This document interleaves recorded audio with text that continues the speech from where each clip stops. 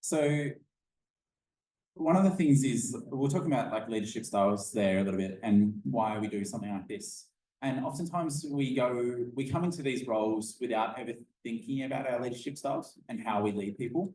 And sometimes we may have spent all of our working lives working in certain work environments.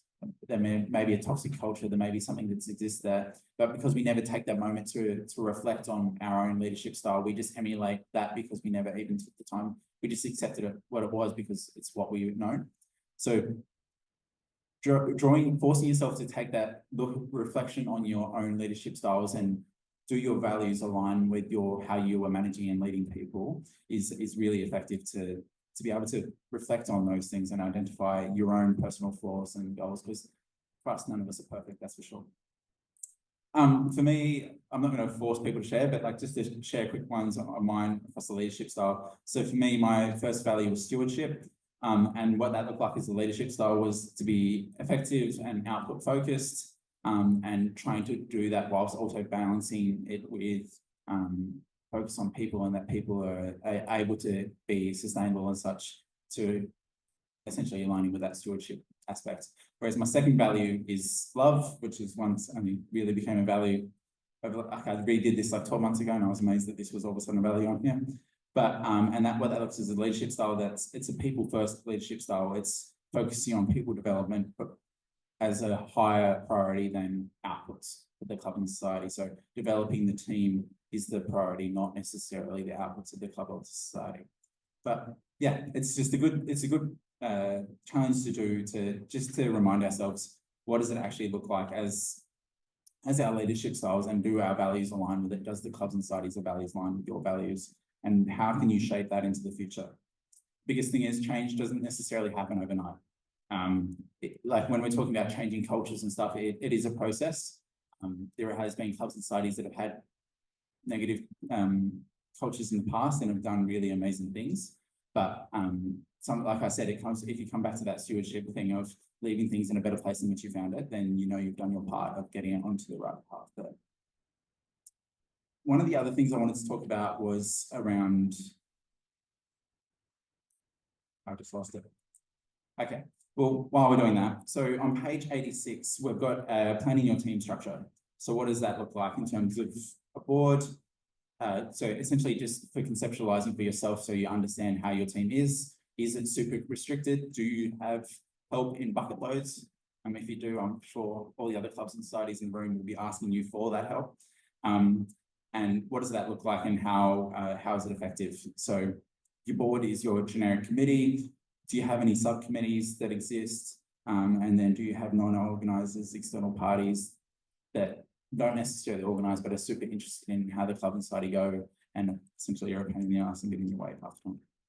But yeah, we'll just do that for 5 or so minutes and then we'll come back again. Page 86. All right, just to finish up, I wanted to get up the TUSA Clubs and Societies complaints procedure. And it's a flow chart for us to follow. I should probably take this off here so I can walk with it. So this isn't in the guidebook, which is annoying. I don't know why it's not. I'm going to tell someone off. Hopefully it's in for tomorrow. But it is linked on our website, and I'll put a link somewhere in a second. Sorry. But so essentially we've created, this is a new one that's been created this year, a flow chart for clubs and societies to be able to follow when you have students that have concerns around where to go to, what are the local ways to go. So to start off with, firstly starting with, do you feel comfortable raising the issue directly with those involved? If it's a yes, then you can go for a direct resolution where you discuss the issue with those involved and politely request behaviour to cease. The issue is resolved. But if the behaviour continues despite attempt to resolve, then you go to a local resolution. So if it's a no, and then it could be a local resolution, then you look to seek assistance from us at TUSA or another senior authority, such as the TUSA General Manager or UTAS, and management identify causes of issue and implement strategies to address concerns, and parties dissatisfied with local resolution may lodge a formal complaint.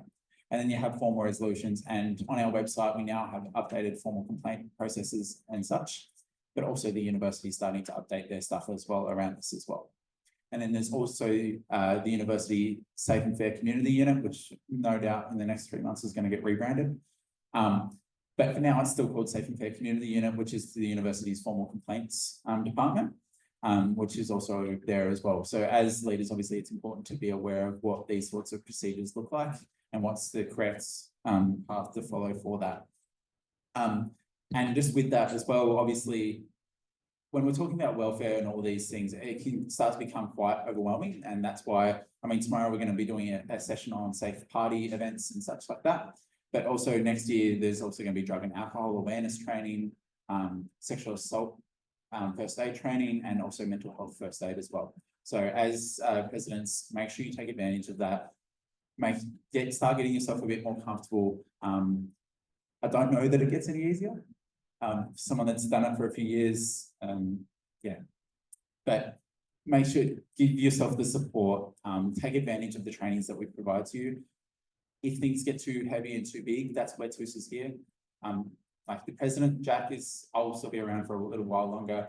Jack will be there, Renee's there, Shauna Lee's there. We're all people, you can always come and talk to us. We know how to be confidential with it if you want it to be confidential. It can be as confidential as you want it, or it can be as public as you want it to be. But sometimes as president, you can feel a little bit isolated in that you've got no one to support you, and that's why we're here. But also you've got the university as well and things like that. But just making us all aware, I'll put a link, I'll put the website up as well, so we can figure out where this is. Sorry that it's not in the handbook, it should be. But I think Chris has been running around trying to update this handbook in the last week since Clubs and Society events finished up. So I'll give him now for one. But yes, and yeah, thank you. I think we're nearly at 3:30. So pretty much this is the last session of the day. I believe there's going to be a social session. There should be some free drinks and food, hopefully something alcoholic because I need it. But and it's pretty much stuff that yes.